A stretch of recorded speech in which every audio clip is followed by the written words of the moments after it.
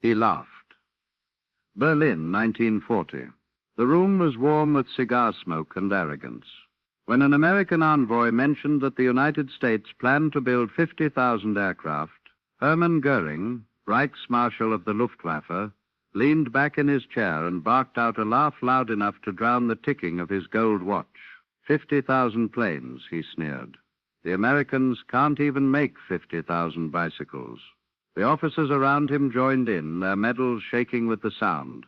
To them, America was a land of tourists and jazz, of movie studios and cornfields, a place where people built comfort, not conquest. For a while, they were right. But within 5 years, the laughter would be replaced by the sound of engines, a sound so vast and constant that it would erase entire cities. This is the story of how a nation of workers, mechanics, and dreamers turned ridicule into thunder. The story of the moment when industry became a weapon, and when silence in the form of cold, efficient labor answered arrogance more perfectly than any bullet could. In 1940, the United States was not a superpower. Its army ranked 18th in the world, smaller than Portugal's. Its air force barely existed. Its factories, exhausted from the Depression, built cars that no one could afford. Americans wanted no part of Europe's new war. They were tired of headlines filled with trenches and speeches filled with promises of peace. But a few men, engineers, economists, and visionaries, looked beyond the headlines. They saw what was coming, and they understood one thing. Whoever controlled the sky would control the century. Among them was Franklin Delano Roosevelt. He wasn't an engineer, but he thought like one. He saw production as strategy and machinery as diplomacy. He believed that freedom was not defended by speeches but by capacity. So in 1940 he made a promise that sounded like madness. America will build 50,000 airplanes a year. To the isolationists it was insanity. To his generals it was fantasy. To Hermann Göring it was comedy. To Roosevelt it was inevitability. At the time, the United States produced fewer than 3,000 planes a year. Factories were scattered, disorganized, and designed for peacetime pace. Skilled labor was scarce. Raw materials were locked in bureaucratic caution. To reach 50,000 would require new factories, new workers, new machines, and a new kind of faith. It wasn't just an industrial problem. It was a psychological one. America had to relearn urgency. Henry Ford, the man who once made automobiles for peace, looked at Roosevelt's plan and said, "Give me a factory and I'll give you wings." He wasn't alone. William Conradson from General Motors, Donald Douglas from California, and 1,000 engineers whose names history forgot answered the call. They didn't wait for war to come to them. They brought the war to the assembly line. Detroit became a new kind of battlefield, one fought with blueprints instead of rifles. Car lines shut down overnight. Chrysler, Ford, General Motors all retooled their assembly halls to build bombers, engines, and propellers. The smell of motor oil and gasoline was replaced by the scent of molten aluminum. Women replaced men on the lines. Retired mechanics returned from quiet towns. High school students learned to rivet before they could vote. The American worker became a soldier of precision. And everywhere, one question pulsed in the air like an electric current. How fast can we build? In the farmlands of Michigan, Henry Ford broke ground on a new temple of motion, Willow Run. It would become the largest factory in human history, a mile long, built entirely to mass-produce one aircraft, the B-24 Liberator, a bomber of terrifying complexity, 1.2 million parts, 450,000 rivets, 313,000 fasteners. No one had ever built such a machine faster than in a month. Ford said, "We'll do one every hour." They laughed at him, too. He didn't answer with words. He answered with walls, dormitories for workers, rail lines for supplies, cafeterias for 40,000 men and women, and an assembly line long enough to hold a battleship. He turned farmland into momentum. By 1943, Willow Run was producing a bomber every 63 minutes. A new rhythm had replaced disbelief, the rhythm of the machine. Across the continent, the pattern repeated. In Seattle, Boeing berthed B-17s faster than the Luftwaffe could shoot them down. In California, Douglas and Lockheed filled the desert with silver wings. In New York, Grumman built carrier planes so quickly that the supply of paint ran dry before the supply of aluminum did. The hum of production became a national anthem. 4 million workers, 500 factories, 2,000 suppliers, 24 hours a day. From coast to coast, the air itself began to vibrate with progress. And somewhere across the ocean, the man who once laughed was listening and hearing something new. It was not music. It was not marching. It was the sound of work, endless, precise, unstoppable. The sound that would soon drown out his laughter. By 1942, the air above America was already alive with prophecy. The horizon gleamed with aluminum. Smoke rose not from battle, but from progress, from furnaces, from welders' torches, from imagination made visible. Every dawn began with the whistle of a shift change. Every night ended in the low thunder of departing bombers. In less than 2 years, America had done what Germany thought impossible. It had turned peace into precision. The miracle wasn't just scale. It was rhythm. An economy that had once crawled now pulsed like an engine. Detroit built engines. Buffalo forged propellers. Akron molded tires that could hold the weight of war. Every part had a home. Every home had a task. Every task had meaning. The assembly line, once a symbol of consumer monotony, had become the pulse of civilization. A bomber was no longer a single machine. It was the sum of millions of synchronized decisions, a nation thinking in metal. Inside the plants, work became music. Rivets struck aluminum in rhythm, a percussive beat that echoed across 1,000 cities. Engines tested in hangars hummed in counterpoint. Cranes moved like metronomes. The sound of mass production was no longer noise. It was harmony, and above it all was a new kind of composer. The engineer. He wrote with torque, voltage, and timing. His orchestra was labor itself. His instrument was time. By 1943, a bomber left the line every hour, every 60 minutes. A new weapon took flight. Every minute, disbelief turned into doctrine. It was no longer the laughter of men that filled the air. It was the steady voice of machines. The hands that built this symphony were not all men's. When the call came for workers, it was women who filled the gap. Secretaries became welders. Teachers became inspectors. Farmers' daughters became mechanics. They worked through night shifts, their coveralls stained with oil and patriotism. They built planes faster than anyone expected and better than anyone admitted. Their posters called them Rosie the Riveter. But they didn't need the myth. They were the proof. In Seattle, entire wings were assembled by women younger than 20. In Detroit, grandmothers trained factory crews in techniques learned from sewing machines. A needle's precision had simply found a new material. Metal. The home front had become the front line. In California, Douglas aircraft built assembly jigs so precise that entire fuselages could be joined without a single human measurement. In Ohio, the Packard plant produced Merlin engines for the British Spitfire with tolerances measured in microns. Engines so smooth that they purred like luxury cars even at combat power. This was no longer industry. It was evolution. Machines were building machines, and for the first time they were doing it faster than humans could think. Progress was no longer a concept. It was a process. By 1943, the math had gone mad. In 1941, the United States built 19,000 planes. In 1942, 47,000. In 1943, 86,000. And by 1944, 96,000 aircraft rolled off the lines. Factories no longer closed. Christmas was just another shift. The sun was irrelevant. The clock was an accessory. Children learned to tell time by sound. The rhythm of takeoffs from the nearest airfield, the whistle of locomotives delivering more parts to the next miracle. No one asked if it could be done anymore. The question had become how many more. By the spring of 1943, the sky over Europe began to change. It no longer belonged to the Luftwaffe. It belonged to the factories of America. Every sunrise brought new wings, armadas of silver machines stretching from horizon to horizon, each one built by hands that Göring had once mocked. When he saw the contrails of thousands of bombers crisscrossing the German sky, he muttered the words history would never let him forget. If I see American planes over Germany in great numbers, you can call me Meyer. By 1944, The skies spoke only one name. The joke was over.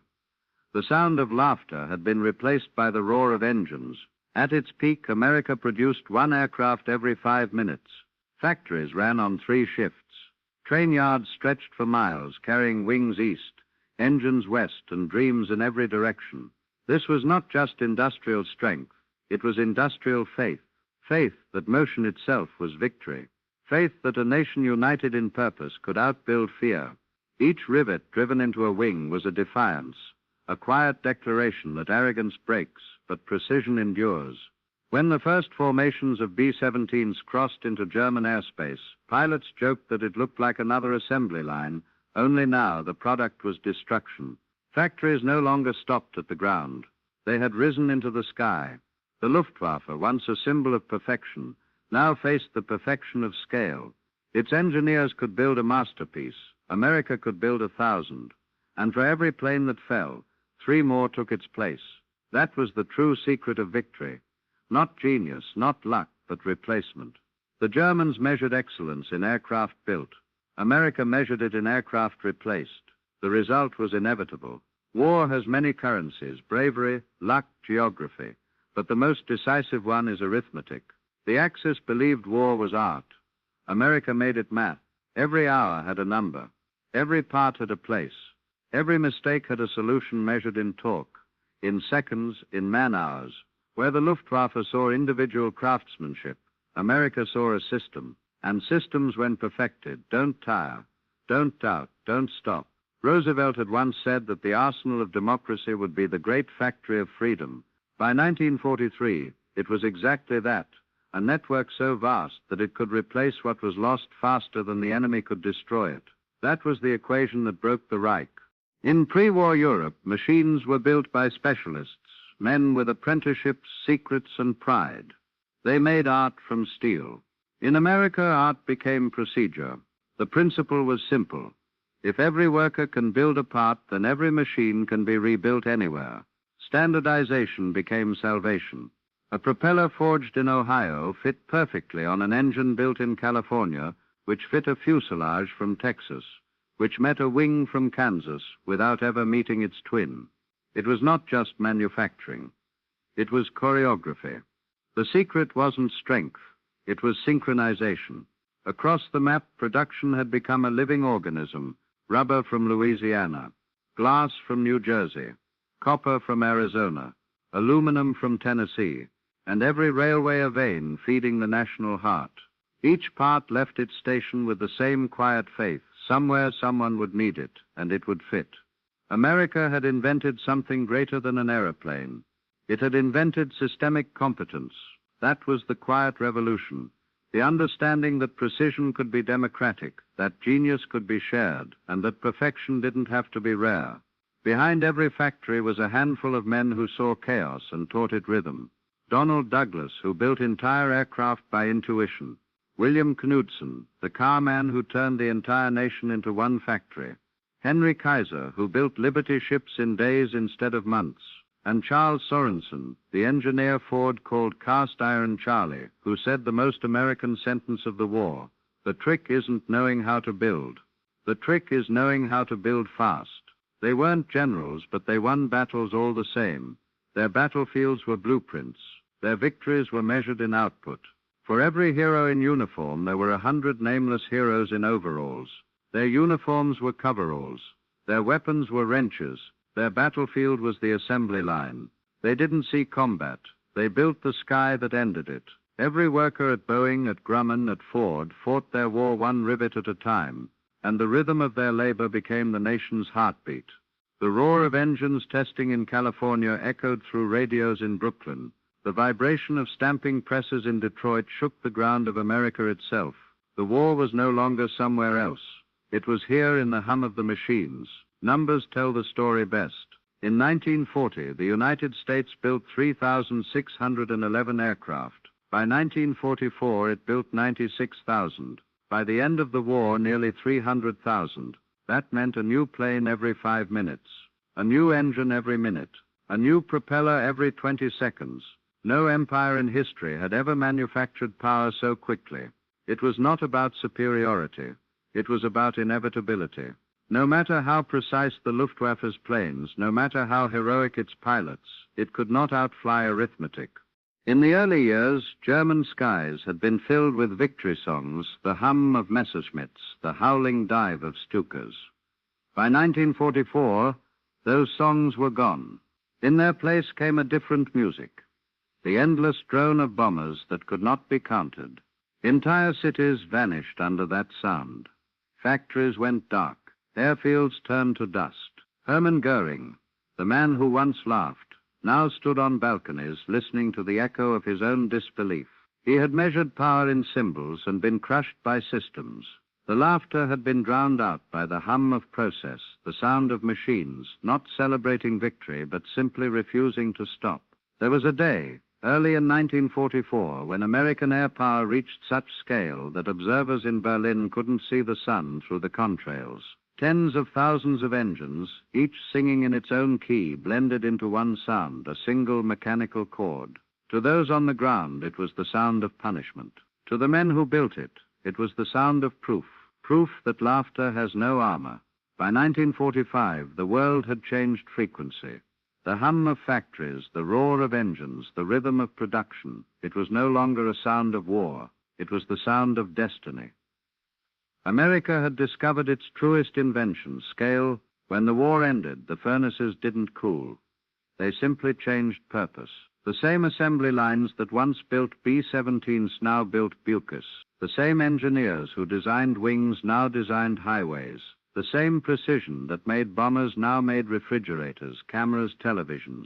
Industrial power had become creative power. And for the first time in history, progress didn't stop when peace began. When the engines finally stopped, the silence was almost unbearable. For 5 years, the hum of war had been the heartbeat of a continent. Now it was gone. Workers walked out of factories that had never known quiet. They stood in parking lots and listened to nothing. It felt wrong, as though the world itself had paused for breath. One foreman from Willow Run said later, "When the line stopped, it was like hearing your own pulse for the first time in years." He wasn't being poetic. He was describing withdrawal, the stillness after living inside progress itself. When Roosevelt's dream of 50,000 aircraft became 100,000, it was not just a triumph of production. It was a shift in philosophy. He had proved that the true general of the modern age was not a soldier. It was the engineer. The battlefield had moved from trenches to factories, from courage to coordination. And when the war ended, the generals faded into memoirs. The engineers kept working. They became the architects of peace, turning the tools of destruction into the infrastructure of prosperity. It was not forgiveness. It was momentum. Post-war America was not simply victorious. It was transformed. Before the war, the nation built for comfort. After the war, it built for possibility. The interstate highways, the skyscrapers, the first computers, the rockets that reached beyond the atmosphere, all of them bore the same invisible ancestry, the methods perfected in the factories that defeated arrogance.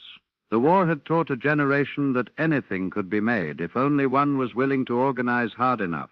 Industry had learned a kind of language, one made of timing, tolerance, and trust, and that language would soon build the modern world. When the B-24 line finally shut down, Willow Run stood silent for the first time. Dust gathered where sparks once fell. The great hangar that had echoed with hammer and hymn became a cathedral of memory. Workers returned years later as tourists, walking the mile-long floor where bombers once rolled like clockwork. Some wept, not for victory, but for purpose. They had built faster than fear. They had turned the impossible into schedule. And when it was over, the silence felt heavier than the war ever did. One woman who had riveted wings at night while her husband fought overseas touched a rusted panel and said, "This place was louder than hate." She was right. It was the sound of unity, of people who had learned to make together. At Nuremberg, Hermann Göring sat behind glass, a shadow of the man who had once laughed. His uniform still glittered, but his eyes were dull, like steel that had lost its temper. When asked what had gone wrong, he answered with the honesty of defeat. They just kept coming. He still didn't understand. They hadn't come from generals. They had come from draftsmen, welders, typists, and millions of hands that had learned coordination. He had underestimated not the soldier, but the system, not courage, but capability. The factories had fought him and won. In the years that followed, the sound of engines no longer meant fear. It meant confidence. A nation rebuilding, expanding, inventing. The jet age, the space race, the consumer boom. All of it traced its lineage to the hum of 1940s factory floors. The laughter that had once mocked ambition had become the overture to modernity. Every war leaves behind debris, wreckage of metal, of memory, of men. But the Second World War left something else, a blueprint. It showed that progress could be scaled, that vision could be mass-produced, and that the collective precision of ordinary people could outbuild any tyranny of ego. In that discovery, the machine found its soul, and humanity, for a brief moment, found unity in motion. Listen closely to any city today, to the hum of traffic, the whine of turbines, the drone of data centers. It's the same sound that began in those factories, the same rhythm that drowned out laughter 8 decades ago. Progress doesn't forget its tone. It only changes key. History remembers Göring's arrogance, but machines remember melody. Every bolt, every rivet, every engine was part of a greater song, a song of pressure, precision, and perseverance. When the bombers crossed the Atlantic, it wasn't vengeance that filled the sky. It was harmony, the sound of creation overpowering destruction. That was the day laughter died, and progress learned to sing.